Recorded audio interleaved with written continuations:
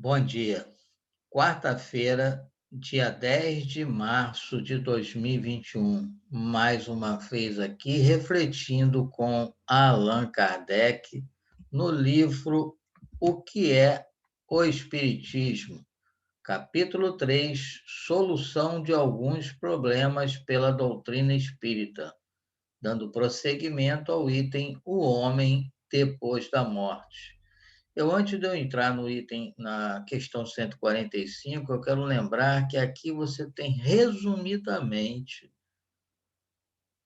o que é, o que acontece depois da chamada morte. Como diz Haroldo, foi uma invenção que criaram na humanidade que não existe verdadeiramente a morte. Então, preste bem atenção nessas dicas simples que Kardec nos dá. Questão 145. Qual a situação da alma imediatamente depois da morte do corpo? Tem ela instantaneamente a consciência de si? Em uma palavra, que vê, que experimenta ela? Kardec vai falar mais adiante sobre isso, né? Que algumas pessoas dizem que ninguém veio para contar. Mentira, vieram vários para contar. Mais adiante, Kardec vai falar nisso. Responde: no momento da morte, tudo se apresenta confuso. É-lhe preciso algum tempo para se reconhecer. Isso é quase com todas as pessoas. Ela conserva-se tonta no estado do homem que sai de profundo sono e que procura compreender a sua situação.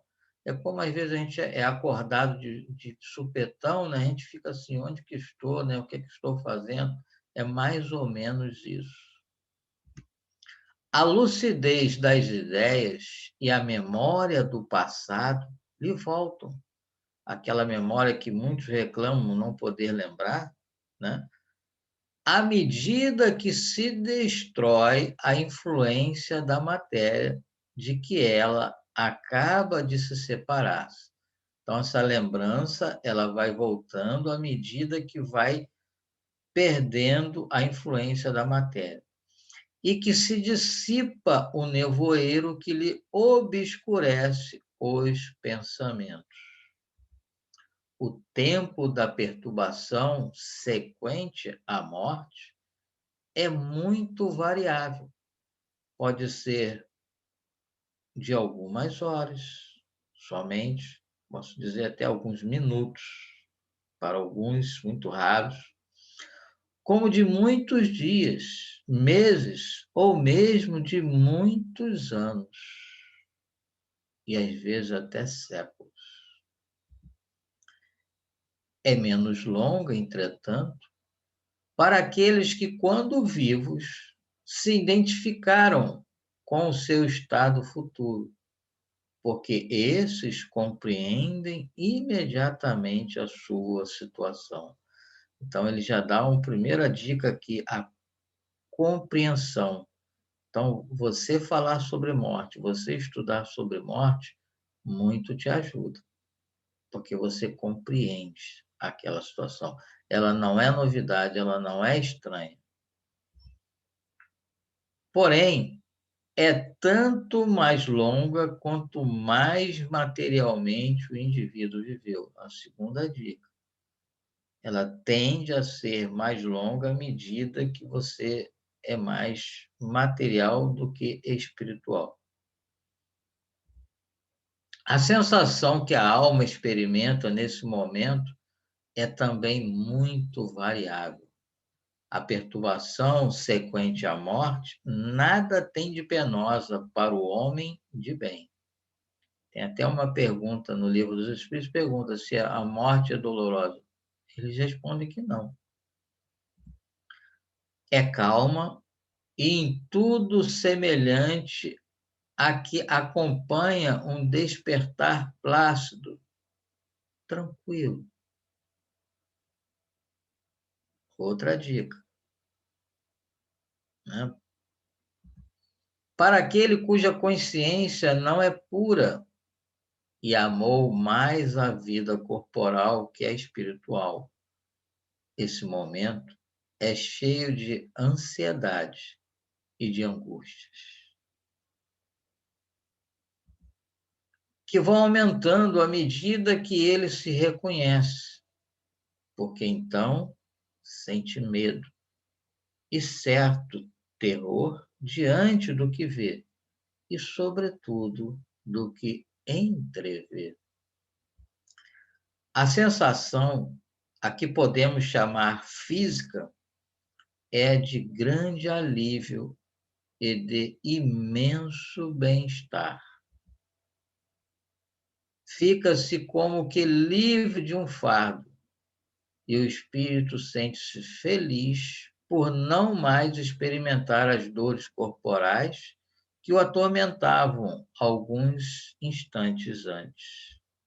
Sente-se livre, desembaraçado, como aquele a quem tirassem as cadeias que o prendiam.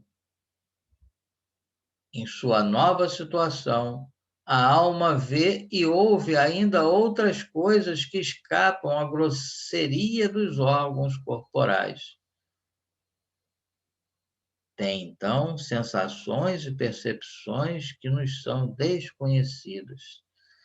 Esses nossos sentidos, eles são muito inferior aos sentidos do espírito, porque no corpo nós dependemos dos nossos sentidos para que nós possamos perceber. Em espírito, não.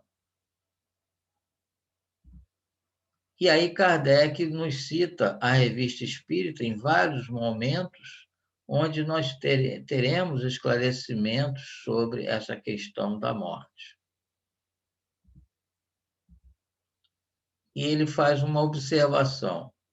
Estas respostas e todas as relativas à situação da alma depois da morte ou durante a vida não são o resultado de uma teoria ou de um sistema, mas de estudos diretos feitos sobre milhares de indivíduos, observados em todas as fases e períodos da sua existência espiritual, desde o mais baixo ao mais alto grau da escala, segundo seus hábitos durante a vida terrena, gênero de morte e etc.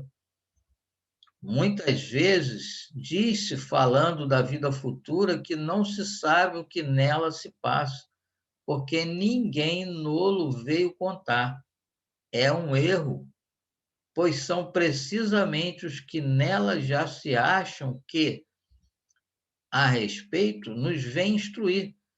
E Deus o permite hoje mais que em nenhuma outra época, como último aviso à incredulidade e ao materialismo. Então, nós indicamos o livro O Céu e o Inferno, porque Kardec não fala ali porque ainda não tinha sido editado. Então, nesse livro, O Céu e o Inferno, você tem vários, diversos relatos, como diz nessa observação de Kardec, relatos daqueles que viveram dessa forma, daquela forma, o que eles encontraram na espiritualidade, por que eles encontraram aquilo na espiritualidade. É só você ler esse livro Sem Inferno que você vai ter noção de tudo isso. E nós, nesse momento, vamos agradecer a Deus, nosso Pai, que nos permite ter contato com esse Consolador prometido, revelado pelo nosso querido irmão, nosso guia e modelo, Jesus, através de seus enviados, seus missionários, que atuaram nessa revelação. Uma grande equipe na espiritualidade, uma grande equipe encarnada na espiritualidade, liderado pelo próprio Jesus, e encarnados, liderados por Allan Kardec. Agradecemos a esses espíritos que muito se dedicaram para que nós, hoje, possamos estar aqui estudando, refletindo, compreendendo sobre todas essas questões que revelam uma realidade que a maioria da humanidade desconhece. A realidade do plano físico e do plano espiritual. A realidade de que o plano material é um subconjunto do plano espiritual, pois estamos inseridos neles e nos relacionamos o tempo todo, ambos influenciando um ao outro. Que Deus nos ampare e nos proteja a todos. Graças a Deus.